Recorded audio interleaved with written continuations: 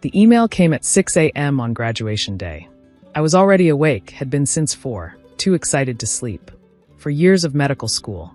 For years of 20-hour study days, survival on ramen, crying in supply closets between rotations. For years leading to this moment. And the email's subject line made my stomach drop. Change of plans. 2 hearts. Mom never used emojis unless she was about to disappoint me. Sweetie, Dad and I won't make it to your graduation after all. Chloe just called. Her movers canceled last minute, and she has to be out of her apartment today. You know how these luxury buildings are with their move-out dates. We're driving up to help her. You understand, right? She needs us more. You're always fine alone. Dad says it's just a ceremony anyway. We'll celebrate when we get back. So proud. Mom. I stared at my phone until the words blurred. Then I read it again, hoping I'd misunderstood. Chloe's apartment was 40 minutes away. My graduation started at 2 p.m. They could help her move in the morning and still make it. They were choosing not to. My roommate Keisha found me 20 minutes later, still in my pajamas, staring at the wall. Girl, why aren't you dressed? We need to leave in an hour for good seats. I showed her the email. She read it once, twice, then threw my phone on the bed. Absolutely not. Nope. We're not doing this today. She pulled me up. You're going to put on that cap and gown, you're going to walk across that stage, and you're going to become Dr. Hannah Chun with or without them. It's fine, I mumbled. I'm used to it. That's the problem. Keisha yanked my graduation dress from the closet. You shouldn't be used to it. When did Chloe even decide to move? 2 weeks ago. She posted about it on Instagram. Said the view from her current place was giving depression vibes. And she couldn't hire movers because why spend money when you have family? I laughed bitterly. That's what she always says. Well, when she has parents. I apparently don't count as family unless she needs a free medical consultation. Keisha muttered something that would have made our anatomy professor blush. You know what? Forget them. My whole family's coming. Cousins, aunts, everybody. You're sitting with us. Mama's been wanting to meet you anyway. I couldn't. You could and you will. Now get dressed. We've got a doctorate to earn. The ceremony was beautiful. I sat with Keisha's family, who cheered for me like I was their own. When they called Hannah Chun MD, Keisha's mom screamed louder than anyone. Her father took 100 photos. Her cousins made a banner. I cried, not from sadness, but from the overwhelming realization that this was what family support looked like. My phone stayed silent until after the ceremony. Then a text from Chloe. Mom says congrats or whatever. By the way, can you write me a prescription for Xanax? Moving stress is real. I didn't respond. That night, while my classmates celebrated with their families at fancy dinners, I sat in my apartment in my graduation gown, eating Chinese takeout alone. Keisha had invited me to join her family, but I needed to think. I scrolled through Facebook, watching the posts roll in. Parents proudly posing with their newly minted doctors. Siblings giving congratulations speeches. Grandparents crying with joy. Then I saw it. Mom's post. So proud of our Chloe for adulting today.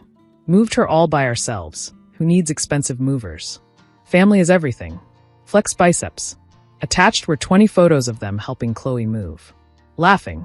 Posing with boxes. Mom and Chloe doing duck faces in the empty apartment. Dad assembling furniture. Time stamps showed they'd finished by noon. They could have made my graduation. They just didn't want to. The comments poured in. Such good parents. Chloe's so lucky to have you. Family first, always. Not one person asked why they weren't at my medical school graduation. Because I wasn't worth mentioning. The daughter who was always fine alone. Something in me shifted that night. A door closing. A decision crystallizing. They had no idea what I would do next. I threw myself into residency matching. Every program I applied to was at least 1,000 miles from home. When I matched at a prestigious hospital in Seattle, across the country from my Connecticut family, my parents were shocked. But that's so far. Mom protested over the phone. What about holidays? Sunday dinners? What Sunday dinners? I asked. The ones you cancel for Chloe's brunches? Or the ones where I sat alone because you were at her spin class showcase? Don't be dramatic, Hannah. That was one time. I had screenshots on my phone documenting 17 canceled family dinners. But I didn't argue. What was the point? Well, we'll miss you, Dad said, though he sounded more annoyed than sad. Seems selfish to move so far from family. Selfish. The word echoed as I looked at my diploma, the one they'd never asked to see. Residency was brutal but freeing. 3,000 miles felt like breathing room. I made friends, built a life, discovered what it felt like to be valued for who I was, not dismissed for who I wasn't. My parents called occasionally, usually when they needed something. Medical advice. Translation of test results. Once memorably, to ask if I could write a letter saying Chloe needed a therapy peacock for her apartment. That's fraud, I said flatly. It's not fraud, it's family help. Mom insisted. I hung up. Chloe, meanwhile, lived her best life on Instagram. Yoga retreats, shopping sprees, wine tours, all funded by our parents. She'd started a lifestyle blog called Living Chloe Fully that had 12 followers, including our parents and aunts. I watched from afar, no longer hurt, just distant. They were characters in a show I no longer watched. Then came the call that changed everything. 3 a.m. Seattle time. Unknown number. Dr. Chin? This is Mercy General in Hartford. You're listed as emergency contact for Robert and Linda Chin. There's been an accident. The world stopped. Are they? They're alive but in critical condition. Car accident. We need you here as soon as possible to make medical decisions. I booked the next flight out, my hands shaking. Whatever our relationship, they were still my parents. I was still a doctor. I had obligations. But when I landed and checked my phone, there were no messages from Chloe. Strange. I called her. Oh, hey, she answered casually. Music blared in the background. Yeah, I heard about the accident. But they're fine, right? You're handling it. They're in the ICU, Chloe. Where are you? Miami. Bachelorette trip. I can't just cancel, Hannah. The deposit was non-refundable. Our parents are in critical condition.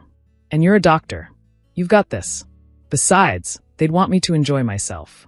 You know how they are. They wouldn't want me to worry. She hung up.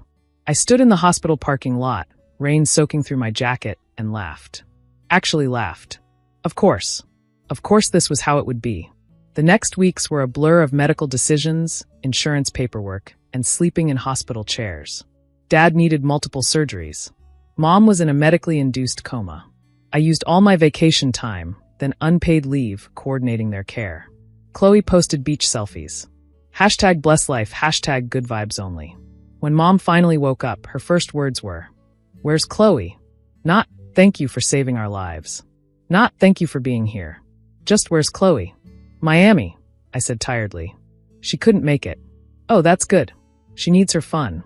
This would just upset her. I stared at my mother, tubes down her throat, machines beeping.